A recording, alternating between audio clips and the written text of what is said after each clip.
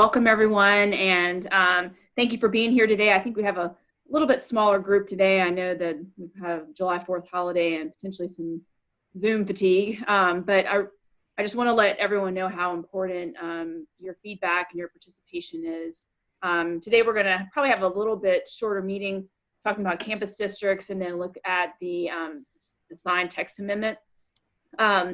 And I also wanted to take a few minutes as well. I know they're going to talk about homework at the end of this call, but it is critical to the success of this effort to hear your thoughts, hear your experiences, your perspectives. And so just please, I know everyone's juggling a lot of things both at home and at work right now, but your efforts and your participation and feedback are really important to us. And I hope you can find some time to help us out. With that, I will turn it over to Tony, our chair. Thanks, Allison. First, let me give a shout out to everybody that made this meeting possible and continues to do all the background work to make these Zoom meetings possible. You know, Alan and Laura and Kevin and the rest of the team. A big appreciation. I know it's different and strange to go forward in this manner, but I think it's working great, and so I want to just give you all kudos for that, and thank everybody else who continues to participate in these meetings, and the fact that we're able to continue on. I think it not only is great with the substance of it and the things that we're able to accomplish, but to press on in this manner during these times, I think is an example to our peers everywhere of a really good way to do things. And so not only are we moving the ball forward substantively, we are also a great example, I think, to the whole country of how to continue doing this kind of important work and not let it be delayed by these times. So I greatly appreciate that on a personal level, and I can't help but draw a contrast wearing my NCDOT hat. You know, at the state level, things are somewhat tangled up by the pandemic, and so this is a really nice contrast. I mean, I'm on the phone all the time about the finances and the other snags at the state level with transportation in particular, and to be able to know that these meetings are going forward and our work is continuing here for Charlotte, and it's such important work is really great, and I appreciate it, and welcome and appreciate everybody that's able to participate today and on a continuing basis. So thank you all. Thank you very much, Tony, for those words. Before we get into the material, I just noticing that one of our participants is just showing up as a number, and I'd like to rename you so we know who you are. 988-36. If you're there, would you identify yourself? Let me unmute you. Yes, that's me, Max Oliver. Okay. It's always been right like that, and I can't figure out how to change it. Well, I'm going to change it, at least for our purposes right now. So thank you, Max. Thanks. All right. Let's get started with our presentation. So we've got a couple of topics on the agenda today, two unrelated topics, really. First of all, we're going to continue our last meeting's discussion of the campus zoning districts. So we'll get into that, and then once we conclude discussing that and taking questions and comments, we'll get into a proposed text amendment for our sign regulations. which Kevin May of our team will cover. So and again, as we've done with all of our meetings, a recording of today's meeting will be available on our YouTube channel in a couple of days, no later than Monday. So you are welcome to go back and review anything, or send a link to some people who may have been interested in this and couldn't be in attendance today. So as usual, the planning department's YouTube channel is the place to go for that. We're not going to cover the chat function of Zoom. I think we've all been here before and we're familiar with how it works. But if you're having a problem with anything, just enter something. If you can, find your way to the chat box, enter a comment, and we'll try to help you out. Or Kevin May is available if you need to talk to somebody by phone, and let us know. Somehow, did we lose the slide with Kevin's phone number on it? We may have. Well, we'll figure it out. So today, our meeting procedures will be typical of what we've been doing. The staff will narrate our presentation.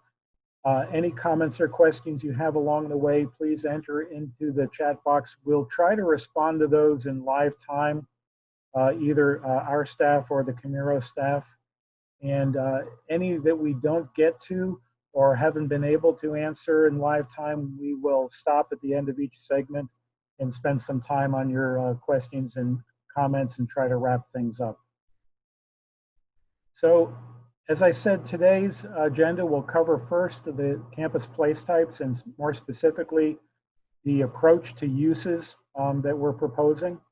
And then we'll move into the second part of today's meeting, the proposed text amendment for the sign regulations, Chapter 13 of the zoning ordinance. So with that, I'm going to turn back to Laura to review our proposed campus zoning districts.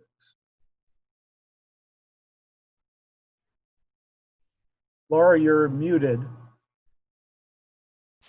Okay. Again, just to remind you guys, we have the foundation of place types that is leading us to our new zoning districts. And for the campus place type, we have 2 general institutional campus districts, IC1 and IC2. And the difference between those is really a level of intensity. And then we have an office campus district that is similar to an office park that you would find now. Just to give you a little bit more context, if you are involved in office development or want to know, we will also be bringing forward the centers place type and the centers zoning districts in a couple of months, and that is another location for office development. So don't want you to think that the office campus is the only place where office would be occurring. Next slide. Yep. So again, IC1, the institutional campus district, the less intense, large-scale institutional campuses with a primary institution and supportive uses, predominantly low to mid-rise structures, and a fair amount of green space. And then the next district, IC2, again, larger scale institutional campuses and the supportive uses, but more compact development, taller structures, more densely developed urban environment. And then the office campus being primarily office, maybe multiple users, but in an office park environment, and also accommodating supportive uses. And this is where you would see office in a relatively low intensity environment as opposed to centers that we'll talk about at future meetings. So if you remember, if last meeting, we were struggling with how to deal with uses, because we have a lot of uses that we want to allow in this district, but we want to make sure that they are actually related to the primary use, whether that be an institutional use or an office use. So we did a poll with some approaches for uses, looking at making these conditional zoning districts. That wasn't really very popular. Adding prescribed conditions for each of the uses, and there was some interest in that. More interest in having an inclusive primary use. So we'll talk about that in a minute. And then the fourth option was institution controlled development. So we really found that while we probably have the most people who thought number 3 was the option, best option, closely followed by number 4, but sway towards doing something that would control it, and looking at the different approaches, 1 through 3, 3 being the one that was most preferred. So if you go to the next slide, I'm going to hand this off to Arista with Camiris and talk about this approach in more detail. Again, this being what staff is recommending. I'm actually going to talk about it a little bit if you don't mind. Okay, Chris. Sorry. No, you're fine. So the approach that was sort of the most popular during our polling, if you guys remember at the last meeting, was this idea of inclusive primary uses. And so what that really means is that we're going to be defining different types of principal campus uses within the use matrix and permitting them within their sort of associated zoning districts. And what we're going to be doing is defining each one of these different types of campuses, and there are a number of them that you'll see on subsequent slides, as inclusive of those supporting uses that we want to see. So for example, we would define a healthcare facility and say that a healthcare facility could include supporting uses such as restaurants, office, retail, and personal service, really primarily geared toward users of that healthcare facility themselves. The next slide, please. And so Arista is actually going to go into a little bit more detail in terms of each one of these specific uses, but what we've done is we've created a series of uses that are really geared toward the different types of campus types that we'll see within the city. So the CCRC, which is the Continuum of Care Retirement Community, educational and social service campuses, religious campuses, medical campuses, and then sort of, as Laura was mentioning, that more sort of low intensity office campus environment. So I'm going to pick up here and kind of take you through some of the definitions we've been crafting for each of these. The first being the Continuum Care Retirement Community, which I'm going to say CCRC, which is a lot easier. Probably wondering why it doesn't have the word campus at the end of it. The use of the term community at the end of this CCRC is really the industry standard for what these are called. Hence, it doesn't say campus, it says community. But this is really large-scale residential developments that provide a continuum of care as residents age. So essentially moving from independent living all the way to nursing care, even to hospice care if needed. And so the idea is kind of an age in place on a bigger scale where you can live independently all the way until you need some care taking place. Couple standards that get related to this. One of these is that as this type of specific development, you're going to need a couple of the residential care facilities integrated within the development. So this can include things like nursing care, assisted living, or hospice care, but something really that emphasizes the fact that you're providing not just a residential development, but a development where seniors can continue to age and basically stay within the community.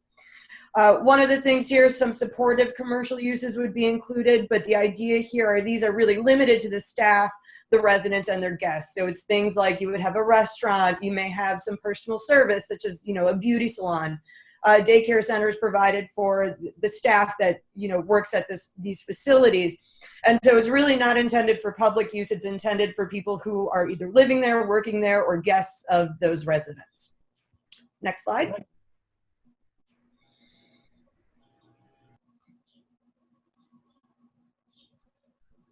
Did it switch or just freeze on my screen? educational campuses. So this is really something that's probably very familiar to everyone there. This is usually universities. It could technically be, say, a large secondary school as well. But really trying to capture everything that happens on an educational facility, which is varied. Things, you know, the obvious, the academic buildings with classrooms, research facilities, as well as different types of housing that is run through the educational institution. So everything from dorms to married student housing, to places for staff to live as well as fraternities and sororities. Kind of the general things you think of, dining halls and cafeterias and the recreational facilities. But we understand for universities and college campuses that kind of standard commercial uses work their way into these campuses and are used primarily by students, teachers, and staff. So we wanted to make some allowances for those. So, you know, things like retail goods or personal service, even things like daycare centers. So the idea is that it's primarily focused on those that we think of for colleges and universities, but some supportive commercial uses are included in there as part of the way the educational campuses operate. Next slide.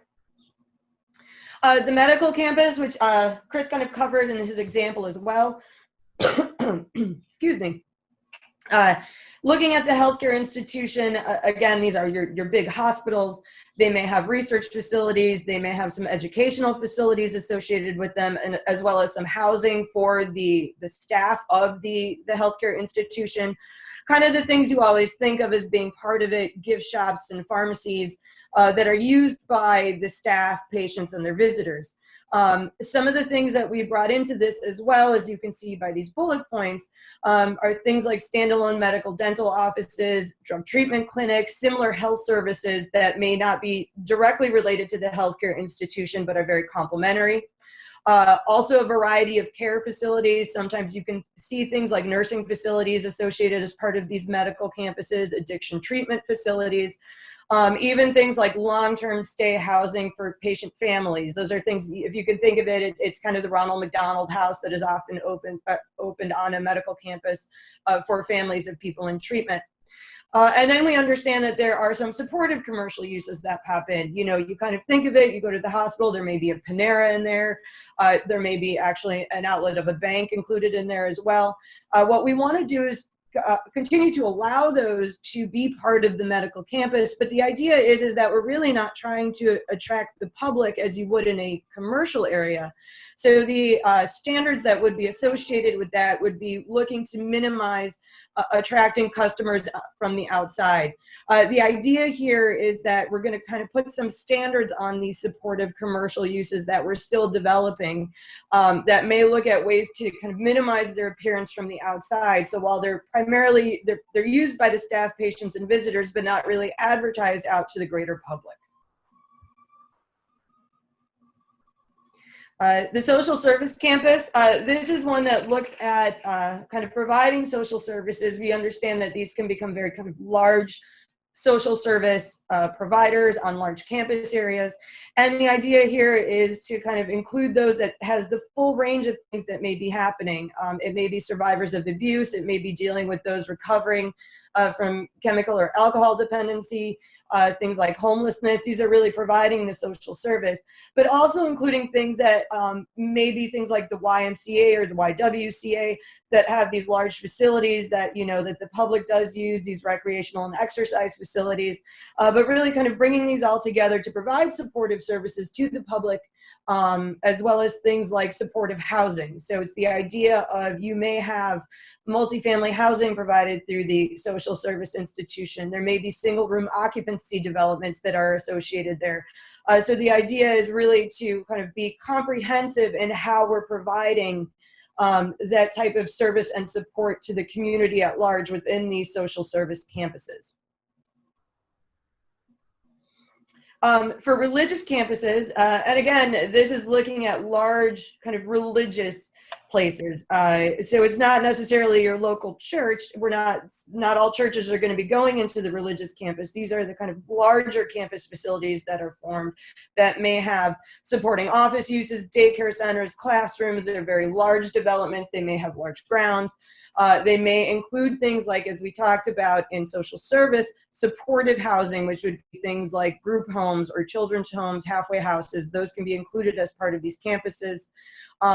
We know many of these over time have kind of developed to include non-residential uses for the staff and the congregation. I personally have seen one that has a subway inside of it. And so the idea is that the subway would be allowed as within these religious campuses, but again, minimized to attract outside customers. It's really meant to serve the staff and the congregation that are attending services or using the services available there.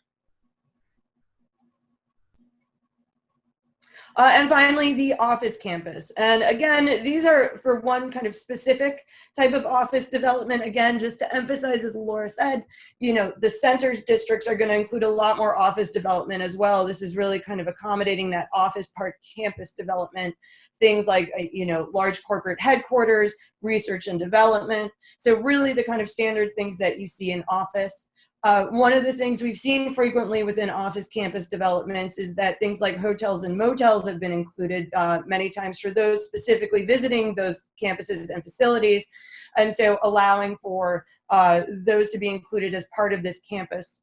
Again, the idea here is that we want some services available to those who are using the facilities. You know, that the people that work there and the staff of the buildings themselves. So some restaurants, maybe an outlet of a bank, some personal service like a dry cleaner. But the intent here is not to create a very commercial environment, that we're really reserving these for office uses. And so the idea, again, those criteria that I talked about, you know, how we minimize its kind of attraction of the outside public, those standards would be integrated within the office campus as well. So finally, when you see the use table, what you see here within, highlighted here in yellow, is that we've got the different types of campuses that we've just gone over and the districts in which they are permitted. And as you can see, office campus is restricted to the office campus district because we've tried to tailor standards to each of the different types. So the institutional ones cover basically the first 5 campus uses that I talked about, and then the OC covers the office campus district. And that summarizes the campus districts.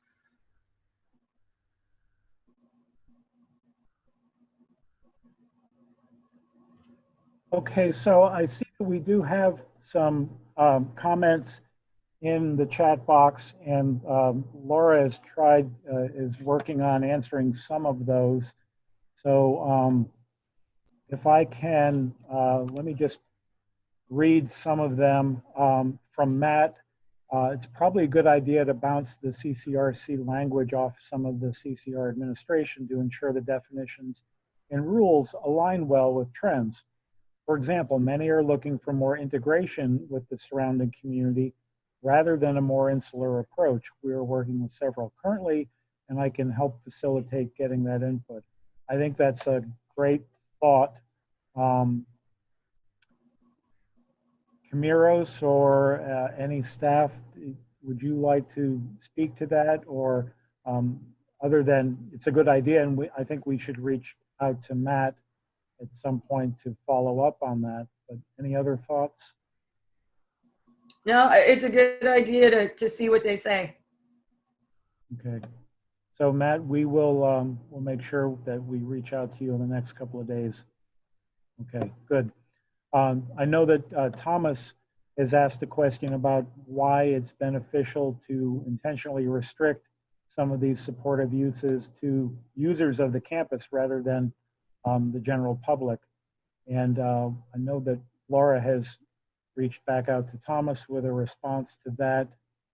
So I think the intent there, and again, I'll ask anyone here on the UDO team to respond to that if they'd like to, other than, I mean, my thought is we do want to maintain a campus environment, and So commercial uses that are available to the public would typically be zoned either a commercial use or would be in a different zoning district.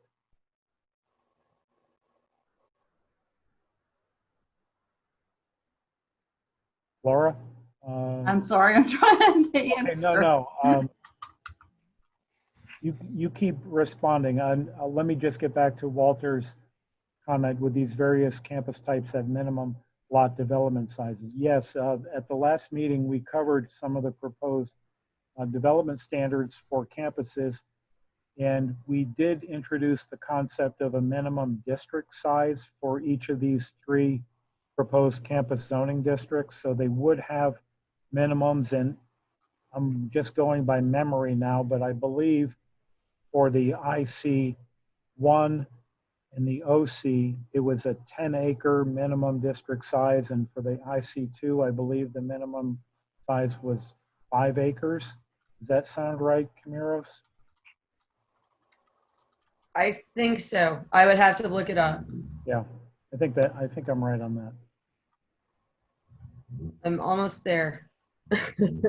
Let me keep going through the comments. Eric had a comment for both medical education and maybe office. When located in urban and centers, should not be so isolated, especially the retail items. Okay, I think we're hearing that sentiment from a couple of people. And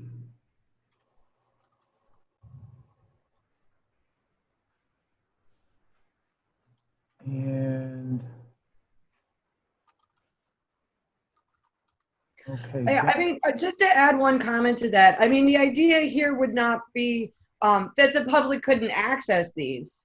The idea is that in general, they're more oriented towards the users of the site. Obviously, we are open to kind of your suggestions, and maybe this isn't that much of an issue, and they can be kind of more publicly visual. But the idea is that certain areas of it don't just develop into basically a way to do a bunch of commercial that occurs there, so that, you know, you're not now all of a sudden one section of the campus is now being divided off and a whole bunch of fast food restaurants have kind of lined one side of the campus that isn't really for the people that are in there, and that is just creating these patterns of just bringing the public there over and over. There is the other side of that is that, you know, if you have an office campus that is kind of more obvious that, you know, there's a lot around here where I'm from where there's a steakhouse on the ground floor, then you get that kind of constant turnover both during the daytime and the evening. During the day, it's mainly the office workers, and then in the evening, that same parking lot gets to be used for people coming to visit the steakhouse. So, you know, we'd love your input on everybody's input on kind of how that, kind of what you think how you think it should be operated. Yeah, and I think sort of to follow up on that too, I think, you know, the idea is not necessarily that these are isolated environments that are restricting commercial uses, but really to maintain that overall campus environment. I think maybe something that, you know, a lot of what we're hearing has to do with the 2 most popular choices during our poll, which were do something in the form of inclusive uses or just let the market control it. So what we're really trying to do is balance this idea of doing something to make sure that we're maintaining an overall campus environment, but really still start sort of trying to bring in those that mixture of uses. And sort of from the feedback that I'm looking at, maybe one thing that we should consider moving forward is how we treat these in the different respective districts. So the IC1 versus the IC2.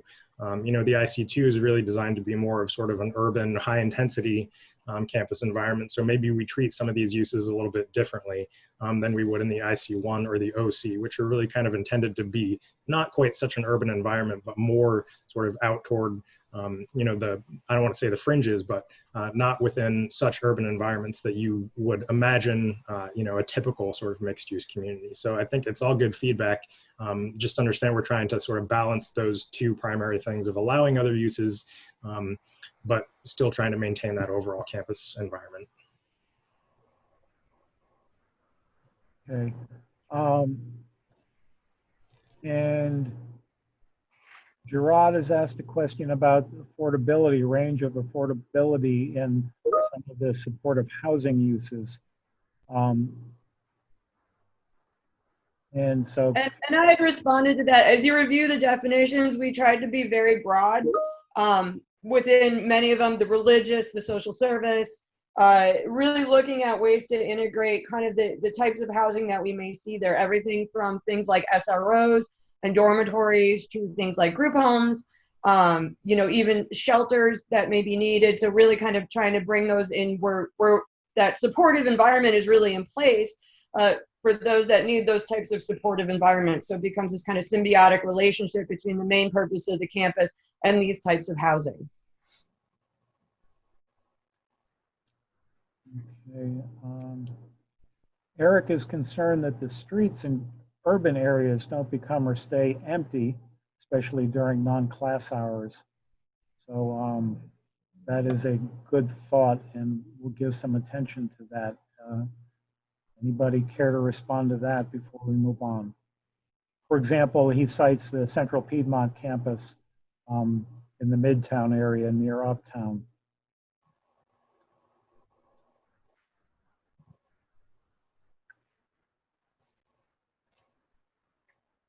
Right. Nobody jumping in on that one.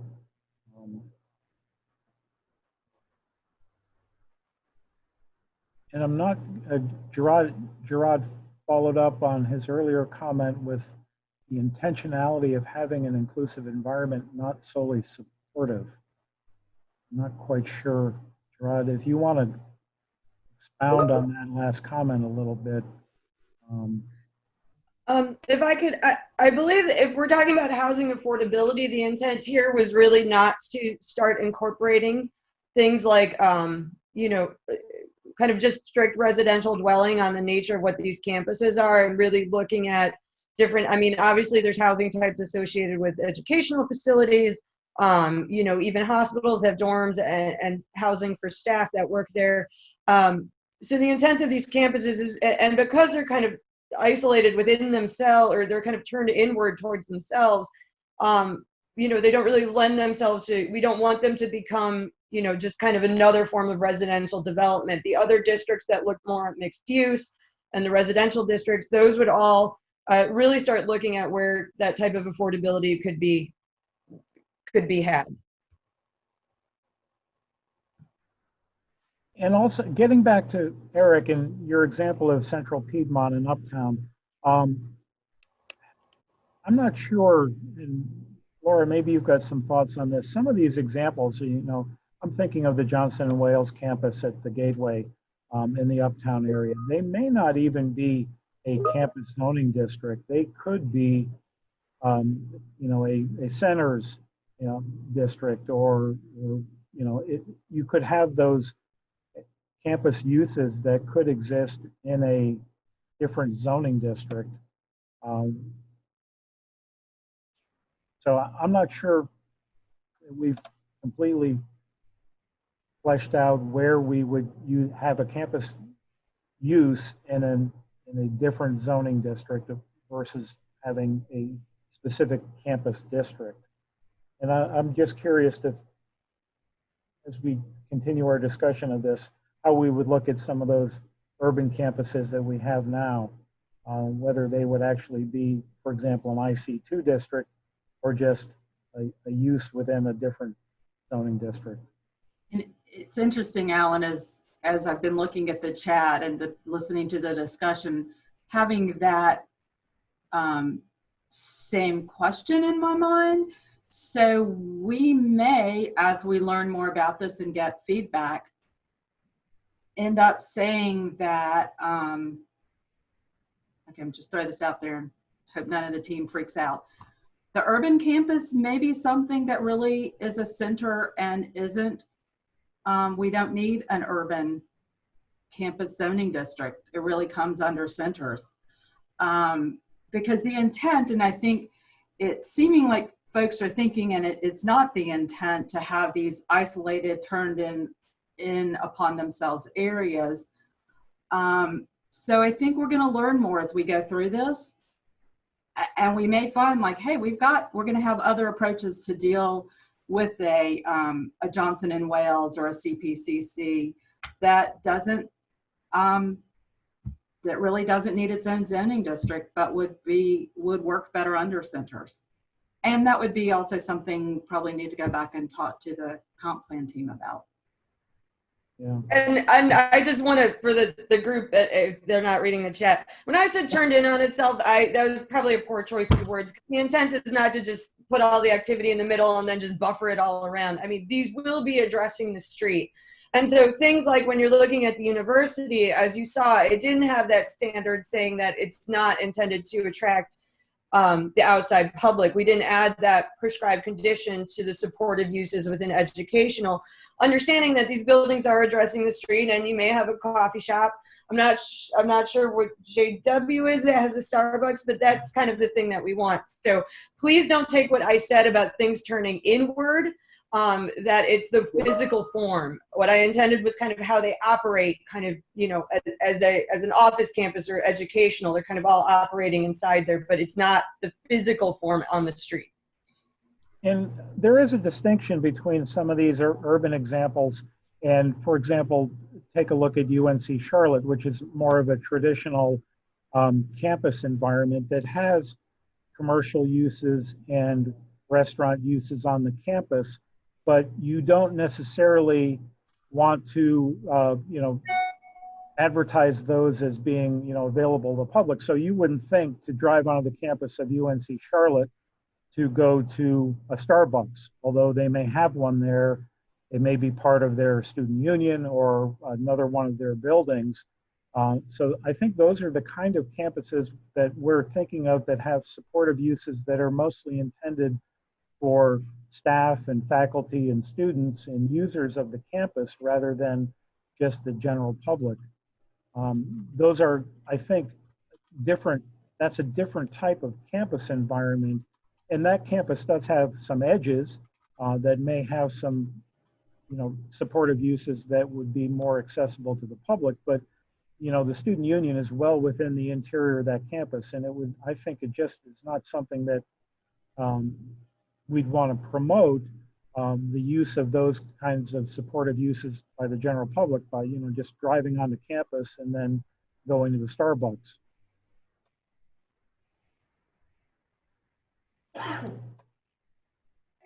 And I think one thing that we didn't do that we should have done and we promised we would, and I think we'll follow up with, is some examples of what's already in Charlotte. So some are easy to think about, like an IC1 situation might be Johnson C. Smith or Queens, or one of the suburban hospital locations. IC2, the more urban campus, could be Central Piedmont or Atrium's main campus or Novant's main campus. And the office park might be parts of the research park that are would remain more lower intensity campus. But we have gotten that comment again and realized that we really didn't interject that into this meeting. And so trying to fill in a few gaps, but as we move forward with these different areas, try to give you guys some more of that context.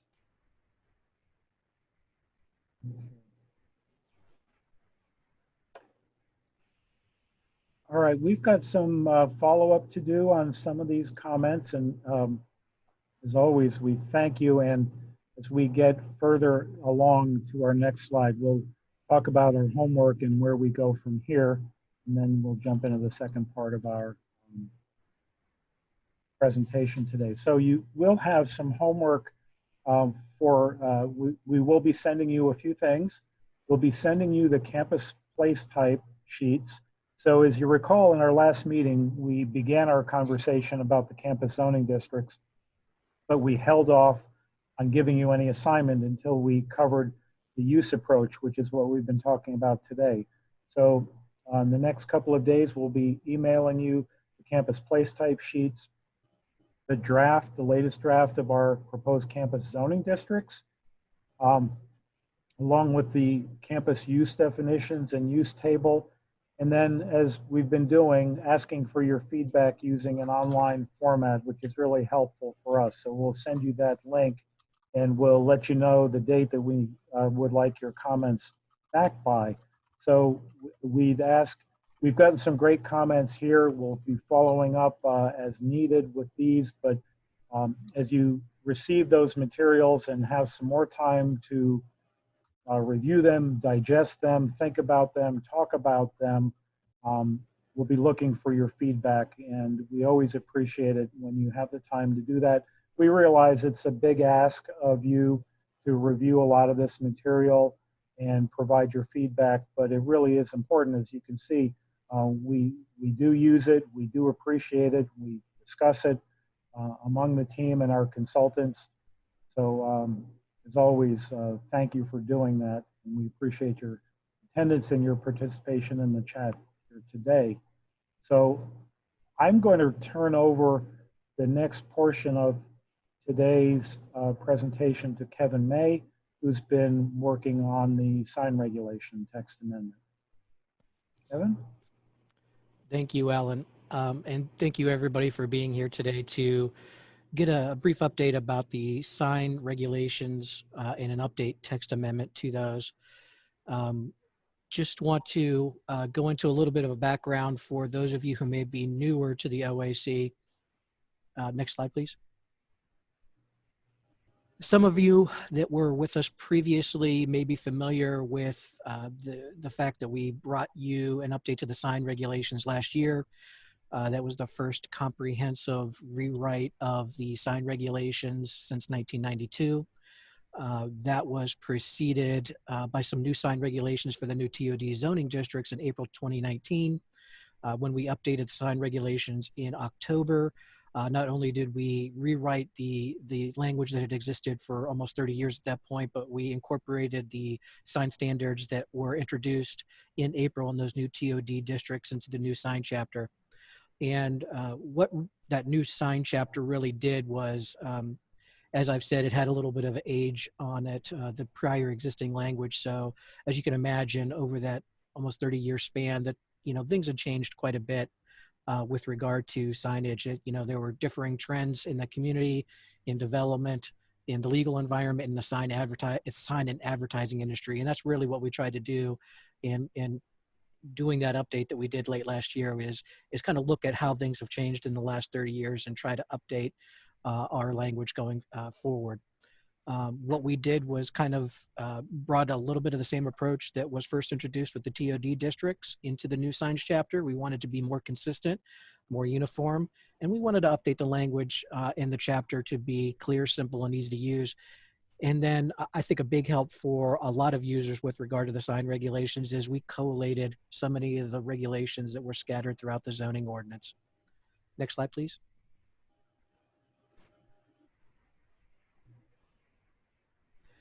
So to give you some context and the purpose of the update to the 2019 sign regulations, really, as you can imagine, as signs come up and go down on an almost daily basis, that this sign, or this chapter in particular, really has a daily application. There's at some point somebody in our community, whether it be an external or an internal user, is looking at our signs chapter and trying to apply it to a project that they've got in mind. And that kind of daily use with those who use it really provides a really instantaneous and continuous feedback, and really helps us as staff and administrators of the ordinance figure out where the pain points may still be, and identifies quickly identifies rather opportunities for improvement to see how it's working in the real world. And so now that we're probably almost coming up to a year worth of use, exactly as I said, we've identified those opportunities, and having identified those, part of the purpose of what we want to do with this new update, which is Petition 2020-104, is provide a little bit of additional flexibility and allow for more creative design. As some of you that were with us for the October 2019 update may recall, that was kind of one of our main goals, was to allow for sign regulations that allowed for a little bit more creativity and design of signs. And we've just taken that concept and tried to bring it even further with this further update.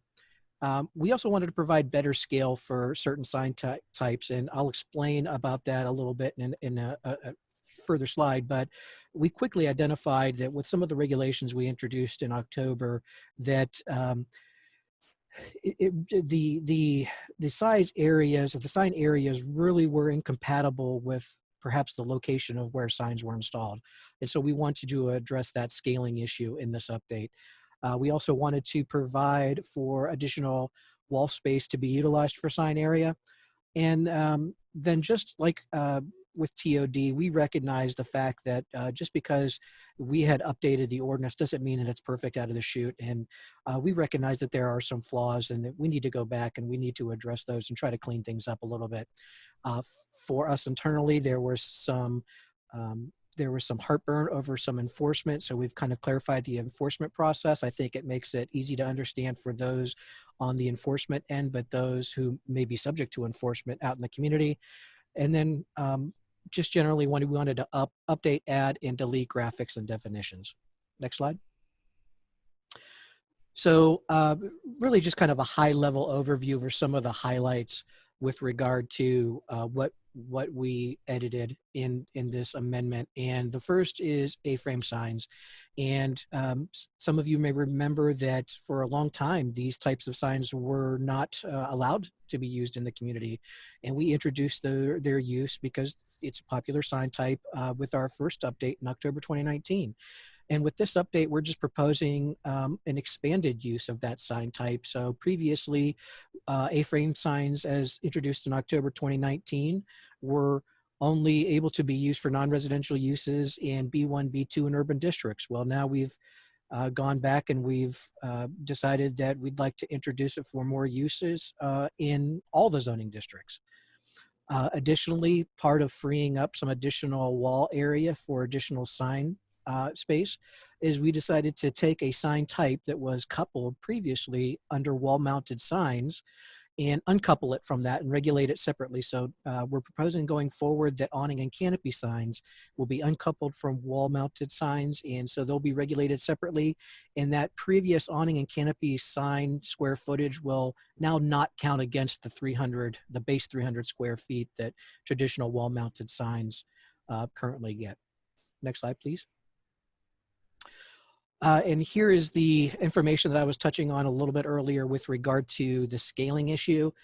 We recognize that there are two sign types that we introduced or continued forward with in October that we had created a little bit of a scaling issue with. And one was those detached pole signs that are allowed to remain in certain zoning districts. And we recognize that with those detached pole signs for their use maybe along the motoring corridors, that the area that we had previously allowed at 42 square feet was just a little bit maybe too small for approaching or passing traffic to be able to legibly see if somebody's looking for a particular property. And then the other big one was Skyline signs. And, some of you may be familiar with some rezoning petitions that have gone forward recently with the Hearst Tower and looking at Skyline signs. And we recognize that I think some of our previous language with regard to Skyline signs probably did not provide for the best scale.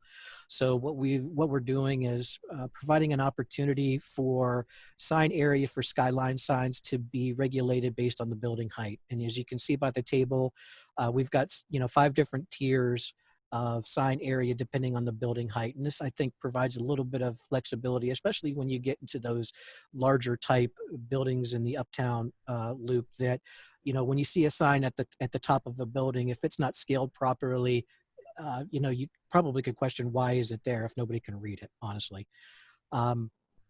Next slide, please. And then another big change that I'm happy to provide you guys an update with, it was brought forward to us by Max Oliver, one of our sign team members, and that was a little bit more of a creative design option for marquee signs. Previously, the language as it currently exists really only addresses marquees as a sign structure that may be over a building entrance, but he brought forward a great example of maybe having a vertically oriented fin or feature that would extend upward from that sign structure. And then here's a great example from the Chicago Theater that kind of gives you an idea as to what we're incorporating and maybe that we could see if this type of sign is utilized in our community. And then just a little bit of clarifying and cleanup language with regard to the physical form of Skyline, excuse me, of marquee signs, and addressing some encroachment language with those as well. Next slide. And wall-mounted signs I touched on briefly earlier, but there are a couple of different things that we wanted to bring to your attention. One was, again, we freed up some additional space on walls that could be used for additional sign area by uncoupling awning and canopy signs. And we've also now introduced, in speaking with some of you, the concept that for certain sign types or forms of sign, that there can be projection over the tops of wall, where previously that wasn't allowed, or it was only really allowed if you installed a parapet on top of a wall and then placed a sign. Now, when we say certain forms of signs, I think and the language gets into it, and it tends to be very technical, but and a good example here is illustrated where maybe we're talking about a pin-mounted sign where it maybe sticks up above a roof line, but what we're not trying to see is maybe a cabinet sign with some kind of closed background or closed architecture that sits on top of a wall. And then we just had a little bit of a mismatch with some of the language that was in the current ordinance in the graphics, and we cleaned that up as well. Next slide. And then lastly, really a bundle of technical corrections. And there are about 5 areas with which some of these took place. And one was applicability and really some incidental signage as may be on sites, and these are like logos, labels, or signs on equipment, and these may be on utility equipment. But I could probably the best and easiest example for me to convey it to you would be, you know, if you go to a restaurant that has a drive-through, and right after the drive-through they might have a refuse container for things that, you know, if you got a straw wrapper or something that you throw in there, and there might be a logo on, you know, that type of equipment. And that's an example of really what we try to address with that incidental signage on equipment such as that. And then incorporating a reference to the Historic District Commission guidelines within the sign permitting process. With regard to definitions, we had some issues with regard to a couple of our definitions that currently exist with on-premise advertising and portable sign structures. We've gone in and cleaned that up. And then just a big miss on us for the first go around is we went in and we have introduced a new definition for sign face, which we previously didn't have. We had gotten, I think there was a little bit of heartburn and maybe some confusion for a lot of us with regard to the measurement of sign areas. So we've gone up and not only cleaned that up, but we've tried to make it easier and more simple to understand. And really sign face, introducing the definition for sign face was important as we clarified the language with regard to measurement of sign areas. I touched on earlier the language that we are introducing that cleans up and clarifies the enforcement process, especially with regard to notices of violation versus warning citations. And then just generally, as we may have identified in the interim 9 months between the October 2019 update and now, just going in and correcting any Scrivener's errors, grammar, and punctuation that we may have identified in working through and with the ordinance. Next slide. So what is our schedule and what are we doing and moving forward? Well, firstly, with regard to the UDO website, some of you may be familiar from our last effort that the UDO website has a sign regulations page. We're going to update that sign regulations page with this text amendment information just as soon as possible. Schedule-wise, the application for the text amendment has been filed. We're looking at a public hearing on September 21st with City Council and looking for a zoning committee recommendation at its October 6th meeting and hopefully a City Council decision on October 19th. Next slide.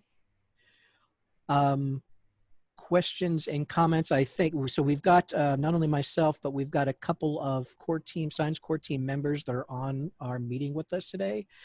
That's Shad Spencer and Solomon Fortune. I think it looks like some of the comments may have been addressed by Camiro. So let me just go up a little bit to be sure that we've maybe addressed all of the comments that were received.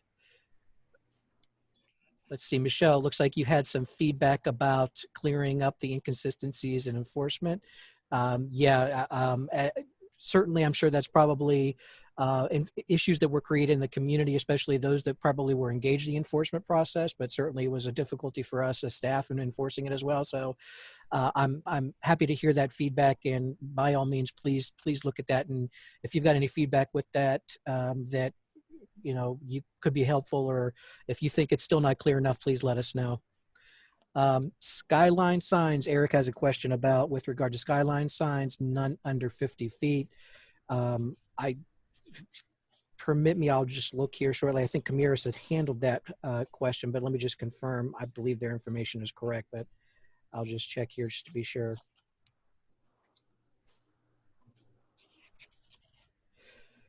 Yes, that's correct. No Skyline signs under 50 feet.